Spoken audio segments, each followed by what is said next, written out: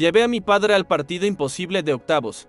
Vi al héroe del gol ser sustituido 3 minutos después y a nuestro capitán ser expulsado. Sobrevivimos. Familia palmeirense.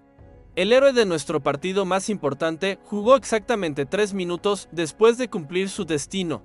Nuestro capitán no terminó la batalla, y el gol que nos dio la vida nació de una jugada que olía a desesperación.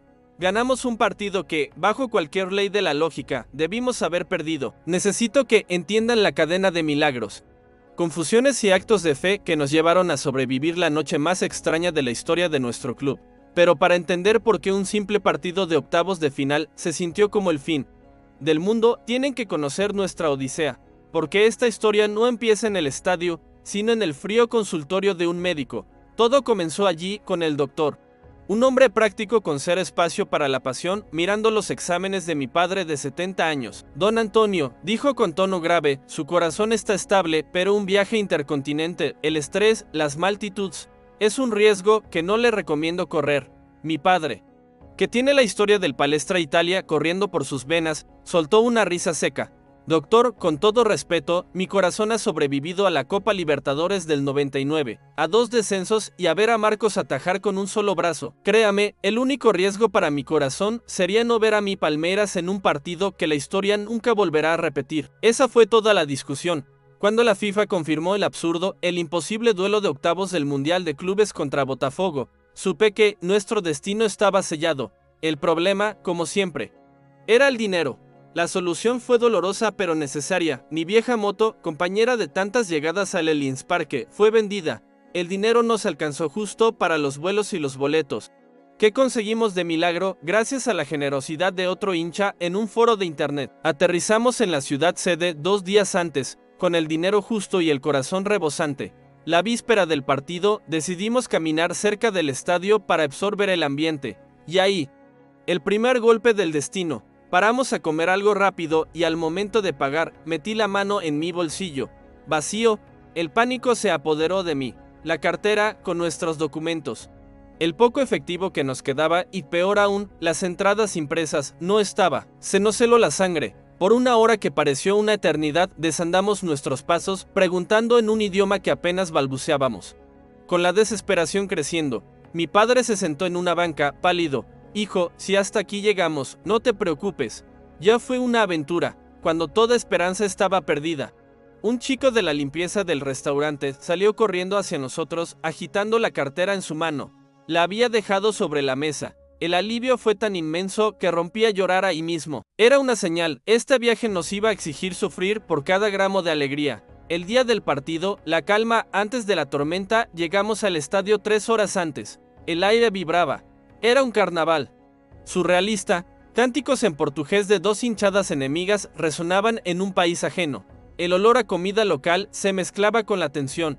Nos sentamos y a nuestro lado, un hincha de Botafogo de nuestra edad. Nos miramos, asentimos. ¿Locura? No, me dijo. Totalmente, respondí. Hablamos de la ridiculez de la situación, de la grandeza de nuestros clubes. Me habló de Garrincha, yo le hablé de Ademir. Fue un momento de pura humanidad futbolera. Que sea un partidazo. Me dijo al despedirse, no lo fue. Fue mucho más que eso. Los 90 minutos, la guerra de desgaste, los primeros 90 minutos fueron una obra de arte del sufrimiento. Un tratado sobre la tensión. Cada minuto era una piedra más en la mochila.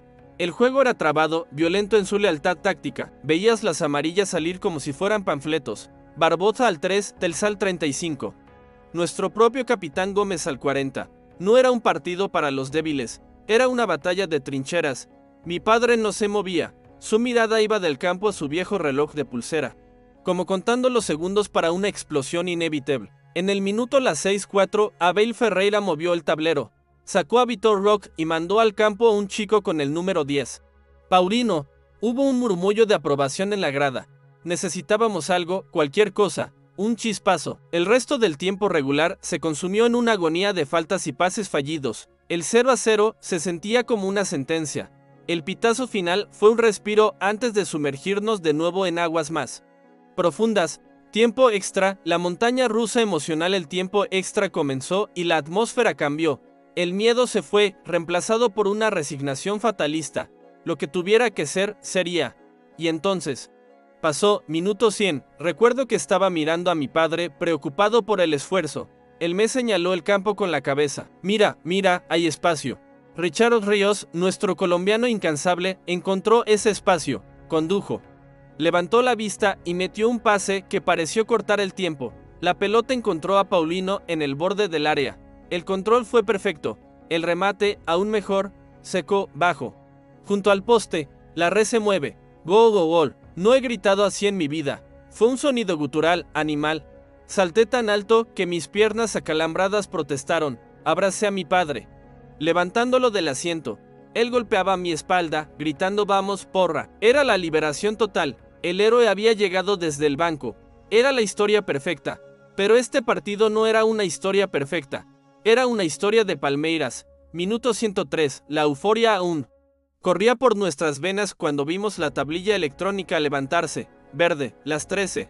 Rojo, almohadilla 10. No, no podía ser. Mis ojos no daban crédito. Salía Paulino, el autor del gol. El héroe. Entraba Micael, un defensor.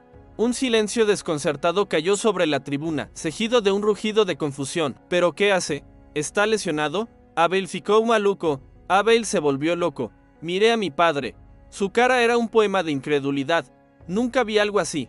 Me dijo, pasamos del éxtasis absoluto a la paranoia en 3 minutos. Sentimos que nuestro propio técnico nos había arrebatado la alegría. Minuto 116, el golpe final, la entrada de Gustavo Gómez, la tarjeta roja directa. Ahora lo entendimos, o creímos entenderlo. El cambio no había sido locura, había sido una premonición, pero el resultado era devastador. Estábamos ganando 1-0, pero en la cancha nos quedábamos sin el autor del gol y sin nuestro capitán para defender el resultado.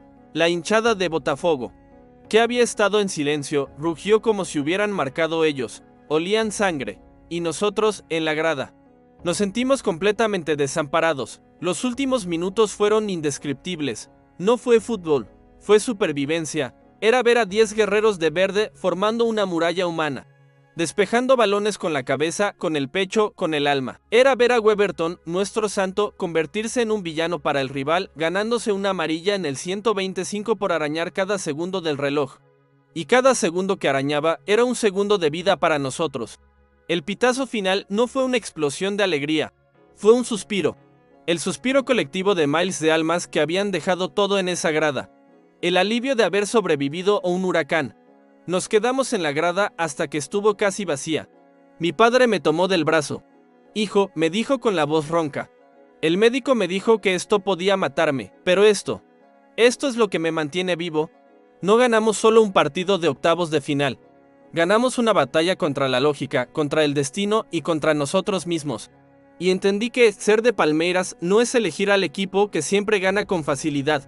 Es elegir al equipo que te enseña a sufrir, a resistir y a creer que, incluso cuando te quedas sin tu héroe y sin tu capitán, el escudo que llevas en el pecho es suficiente para seguir luchando.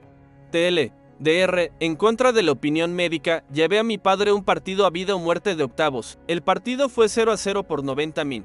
En el tiempo extra, Paulino, un suplente, marcó el 1-0 en el 100. 3 minutos después, el técnico lo sacó, en el 116. Nuestro capitán Gómez fue expulsado. Defendimos con 10 hombres como leones y sobrevivimos. Fue la experiencia más agónica, ilógica y hermosa de nuestras vidas.